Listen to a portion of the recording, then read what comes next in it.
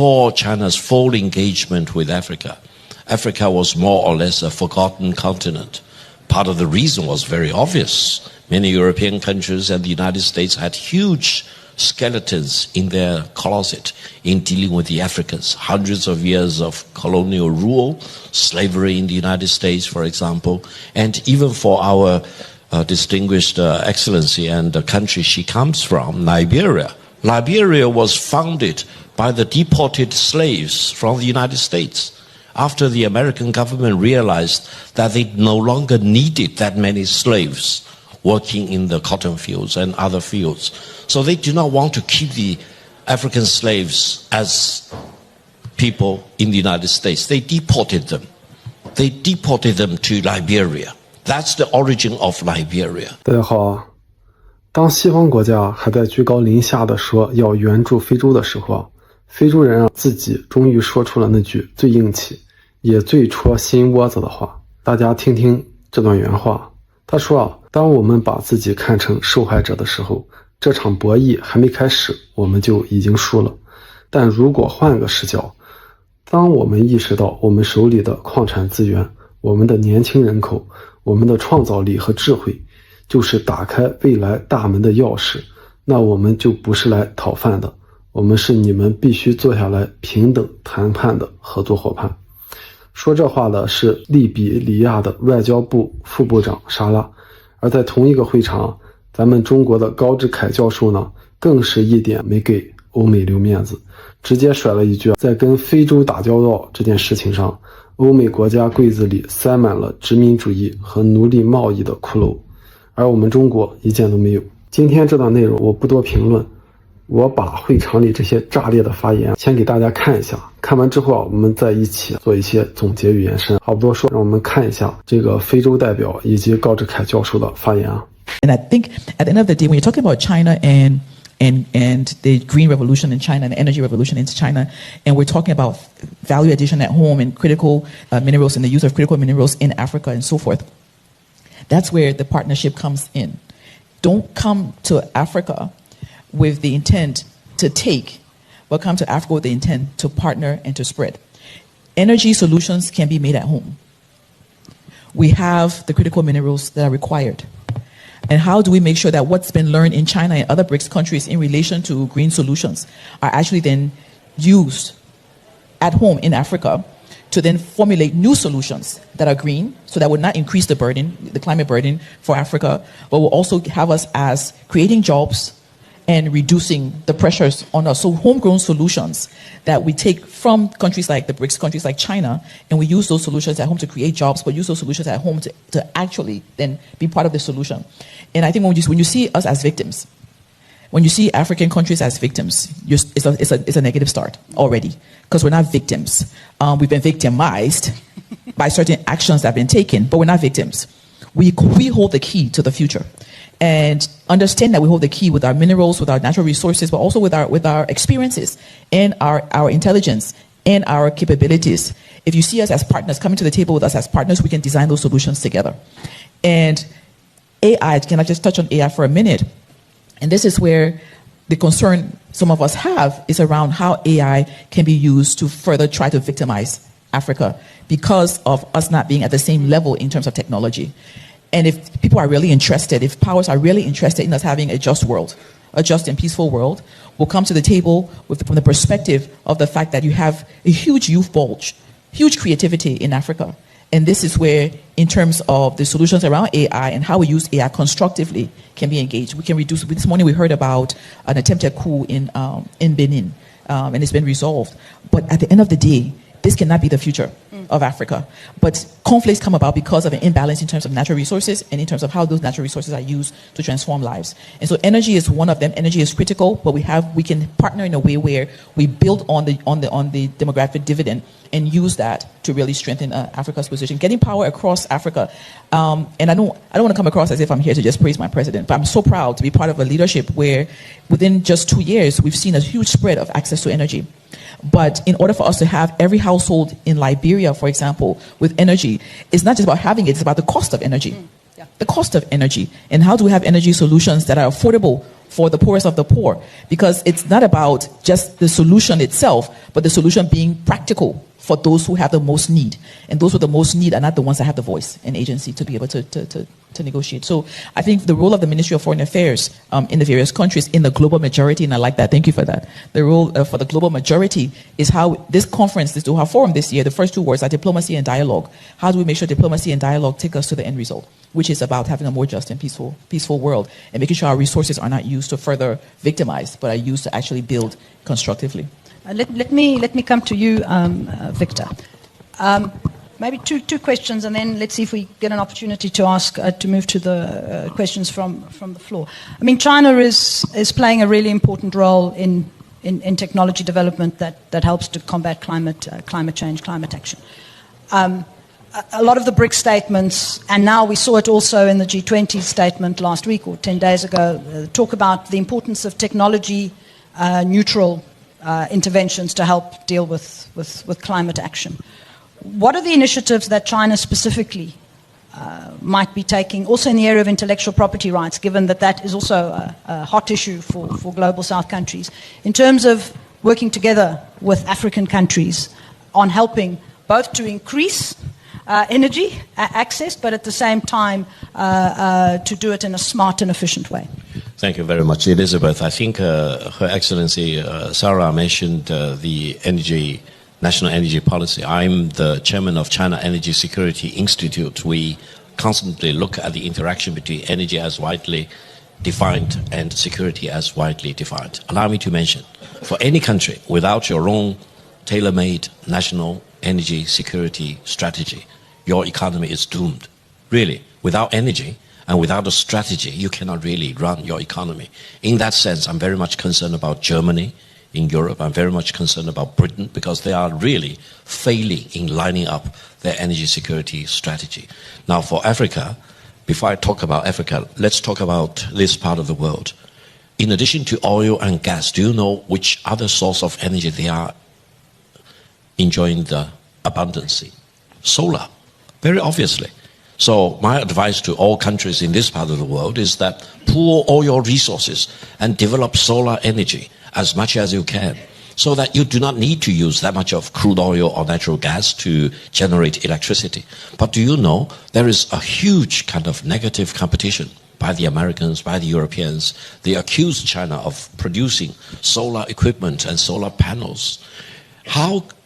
Why should we fail in cooperation between the Chinese and the Americans and the Europeans to make sure that people and the countries in the Middle East can really put their very extraordinary solar resources to the best use, so that they can really achieve sustainability of development without having to use their own resources like crude oil and natural gas? So that's one of the possibilities. Now, the other thing for Africa, allow me to mention one thing. I listened very carefully this morning to some of the remarks made. I listened very carefully.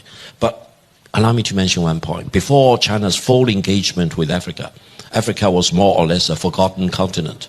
Part of the reason was very obvious. Many European countries and the United States had huge skeletons in their closet in dealing with the Africans. Hundreds of years of colonial rule, slavery in the United States, for example, and even for our distinguished excellency and the country she comes from, Liberia. Liberia was founded by the deported slaves from the United States after the American government realized that they no longer needed that many slaves working in the cotton fields and other fields.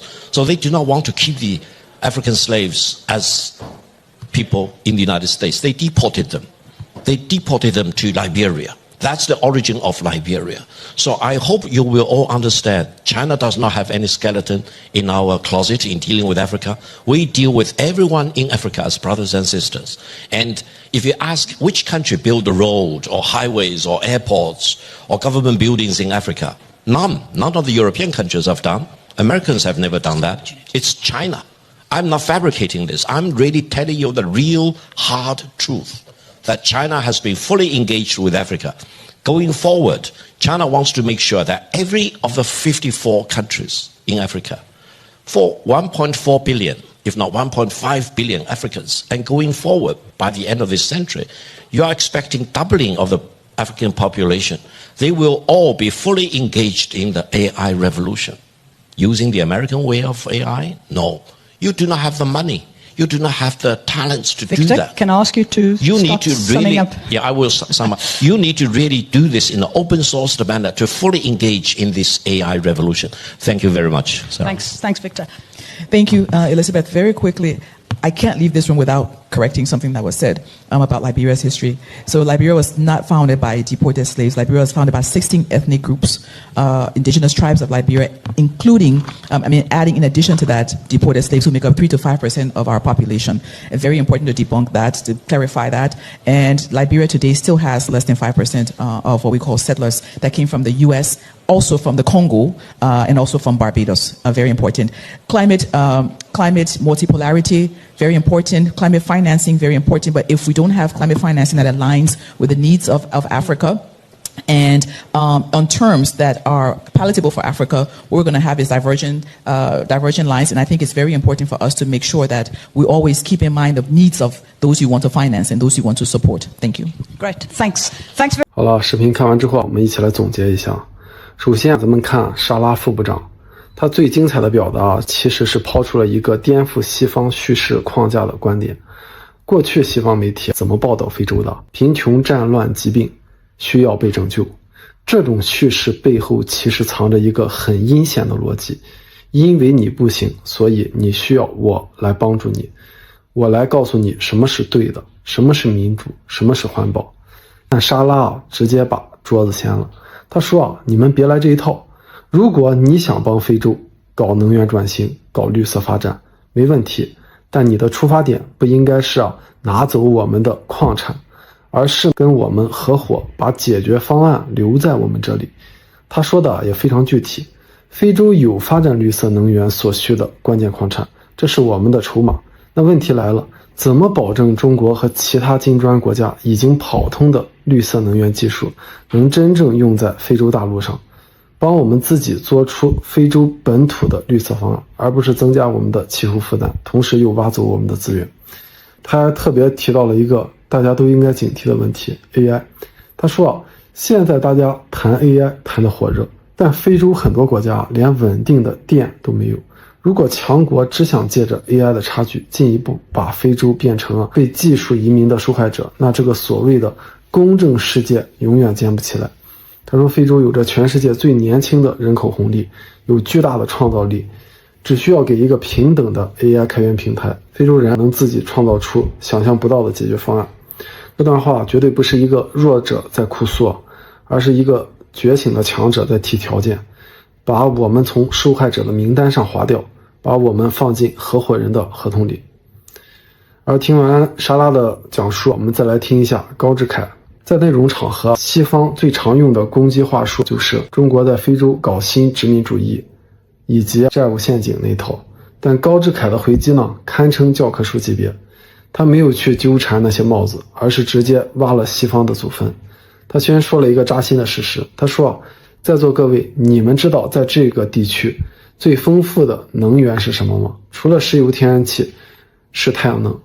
我的建议是把资源全部砸进去开发太阳能，这样就不用烧那么多原油来发电。但问题是，现在正是欧洲在疯狂打压中国的太阳能板和光伏设备，说我们产能过剩。高教授直接开怼，为什么我们不能中美欧三方合作，让这些太阳能资源丰富的国家用上最便宜最好的设备，真正实现可持续发展？你们打压中国光伏，说到底不就是在断这些发展中国家能源转型的路吗？然后他话锋一转，抛出了全场最震撼的那段衣柜骷髅论。他说，在我发言之前，我必须先声明一点，在中国全面跟非洲合作之前，非洲基本上是一片被遗忘的大陆。为什么被遗忘呢？因为欧美国家没法真心实意的跟非洲合作。为什么没法真心实意的合作？因为他们的历史柜子里塞满了骷髅头，几百年的殖民统治，美国的奴隶制黑历史。他还专门点了刚才那位沙拉副部长所在的国家利比里亚。他说，你们知道利比里亚的起源吗？当年美国棉花产业不再需要那么多黑奴了，怎么办？不想让这些非洲裔的黑人留在美国成为公民，于是就把他们驱逐出去，塞到了非洲西海岸，这就是利比里亚的所谓建国源头。这段话说完，现场气氛大家可以想象。紧接着更猛烈的来了，他说你放眼非洲看，去问哪一条公路、哪一座机场、哪一栋政府大楼是欧洲国家或美国人给建的？没有，全是中国。这不是我编的，这是铁打的事实。为什么中国能？因为我们跟非洲只有兄弟情谊，我们柜子里干干净净，一件骷髅都没有。所以大家看这场会议的主题就用了2个词，叫外交与对话。但在我看来，这更像是全球南方国家的一场集体成年礼。非洲的表态是我们手里有矿，心里有底，别再把我当受害者，要谈就带上平等合伙人的意愿来。中国的表态是我跟你们没有历史旧账，只有实打实的基建和新机会，我要帮你们用开源的方式跳过西方设置的技术壁垒，直接进入 AI 时代。而那个小小的历史纠正插曲，更是说明未来的合作不是谁教导谁，而是谁能站在台上理直气壮地纠正对方的错误，继续握手前行。最后想用会上的一句话作为收尾，我们现在面临的是这个世纪以来最大的能源转型，但真正的转型不只是煤炭转成太阳能，更是把我施舍你的权力结构转变成我们一起做的合伙结构。好了，本期视频就到这里，感谢大家收看。